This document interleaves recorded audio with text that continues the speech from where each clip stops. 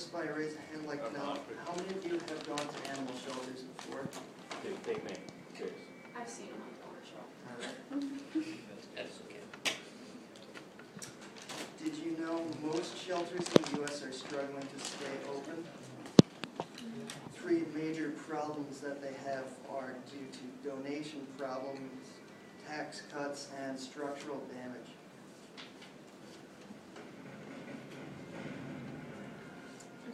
First one is cost struggles. This year, millions of innocent animals will be saved by struggling animal shelters and shelters within the United States.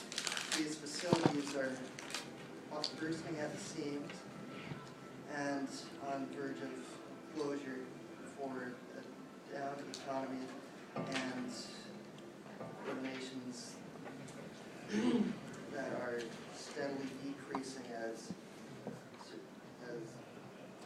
surrenders are drastically increasing.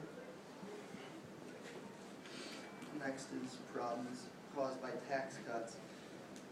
The county or city of animal shelters found in your local community is likely funded by the government. Everything from dog food to building maintenance is paid for by the county. And without this taxpayer money, many animal shelters would close. However, with the current deficits in many areas of the United States, local animal shelters are suffering as much as other government establishments. The next problem is structural damage. These caring animal rescue shelters are full of volunteers who would give anything for these innocent animals. Loss of donations often lead to financial facilities. The leaking roofs, crumbling foundations, lack of adequate power, space, and electricity are all symptoms that make that the majority of rescue and rescuers in America deal with. And there are independent, or in desperate need of solutions. This is an example. Charleston American Society, which is housed in South Carolina City, that faced its own $1.4 million deficit in 2009. Funding still needs to be available for animals in order to keep up with costs. Animal shelter funding in Charleston is also coming from the people in the community beyond standard tax payments.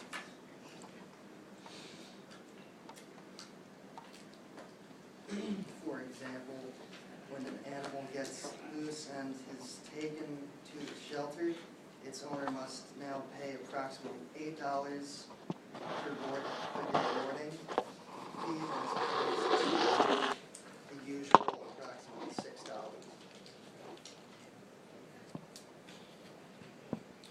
Therefore, my thesis is that all shelters need universal building codes that will enable them to earn their own income in order to help provide these animals with the proper care they need, and also help the community out as well.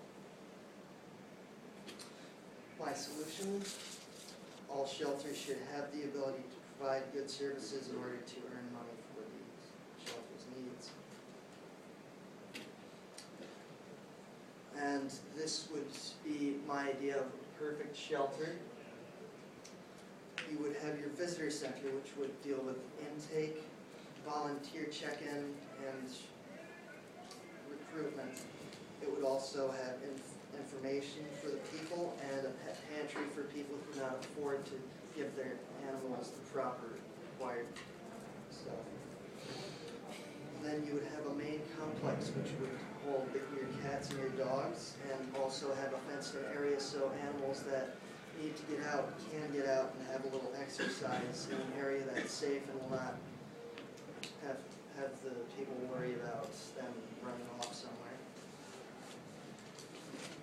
And the next thing would be a medical center where they would have veterinarian care 24 hours a day and possibly grooming service to also help get money in from the community. And the next would be the training center. They would train dogs in obedience. They would train them for shows, and they would also train them for therapy. This could be beneficial to everyone in the community. Maybe if we have some people that are blind, there could also be people that maybe are in the hospital that want somebody to come talk to them. And sometimes it's just really hard to be able to find time to train your own animals, and for all those who are inexperienced. The next one is boarding services for those who have to go on business trips or go on vacations for a long period of time. This will provide people with overnight services, daycare, and possibly parties for animals to help them. Now, this is a graph, and I brought this to show you to prove that many people spend $2.4 billion every year on dog food alone, 13.5 on vet care, and 12.5 on toys and other supplies. This was a poll taken in 2012, so it's pretty recent, and it definitely shows that people are willing to do anything for their animals and spend as much money as possible to make sure they're happy, have adequate housing. Now, I'm sure you're wondering what the benefits of having a shelter to perform all these tasks is. And the benefits would be that they cut down on driving and gas spending by people in the town. Gives you more to do in one location. Provides you and your pets with a relaxing area where you can get along together. And it will provide animal care for your pets when you need it. My conclusion is, if all shelters adopt these uniform requirements, the benefits of making their own money could become one of the biggest shelter innovations since the Animal Safe Act was put together. And that is it.